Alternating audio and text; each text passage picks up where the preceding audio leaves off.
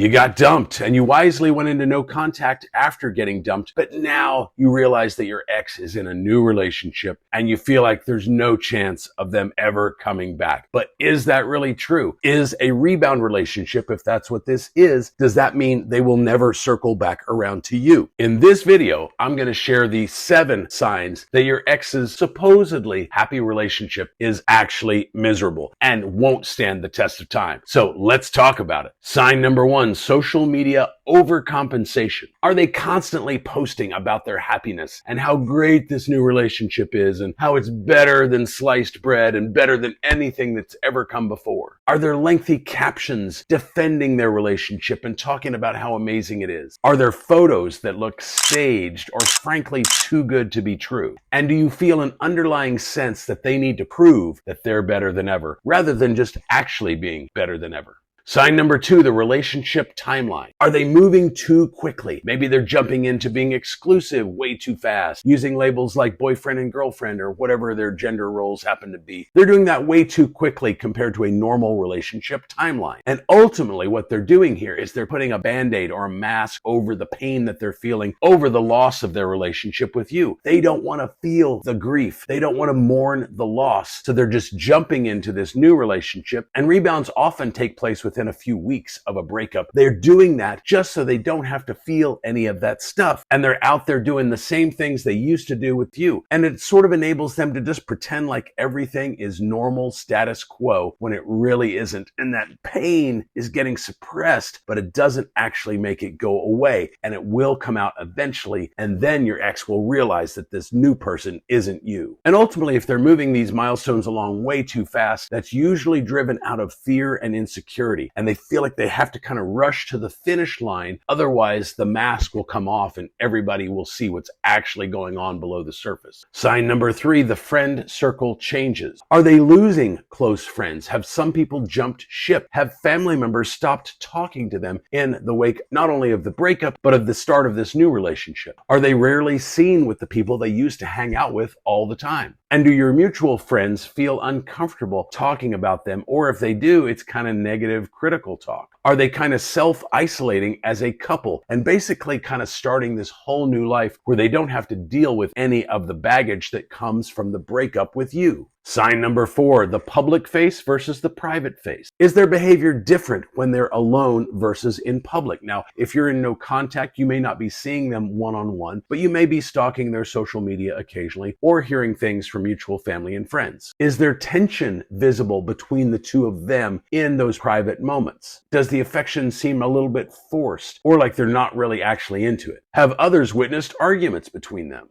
Sign number 5, personal changes. Has there been a personality shift with your ex? Are they no longer doing things that they used to do all the time? Things that were familiar and comforting to them, things that brought them joy. They've suddenly stopped doing all of those things. Maybe there's a beloved pet that was theirs that they left at your place and just abandoned, but they're no longer engaged in the interests and hobbies that they used to love doing. Maybe they're changing their appearance and their habits. Maybe they didn't used to smoke and now all of a sudden they're smoking, or the other way around. And overall, you just sort of sense a decrease in their confidence and self-esteem. And what that's telling you is that they could be beginning to start to mourn the loss of the relationship with you and begin to realize that this new person isn't you and this new person isn't as great as they thought they were going to be. So the cracks in the armor just start to appear. Sign number 6, the X factor. Are they still emotionally reactive about you? Again, if you're in no contact, you're not going to be seeing that directly. But are mutual family and friends telling you that when your name comes up in conversation, they get all hot and bothered or angry or upset? Remember, the opposite of love is not hate. The opposite of love is apathy or indifference. And so if your ex is having an emotional response regarding you, even a negative one, that means there's still a strong emotional connection there, and you can work that in your favor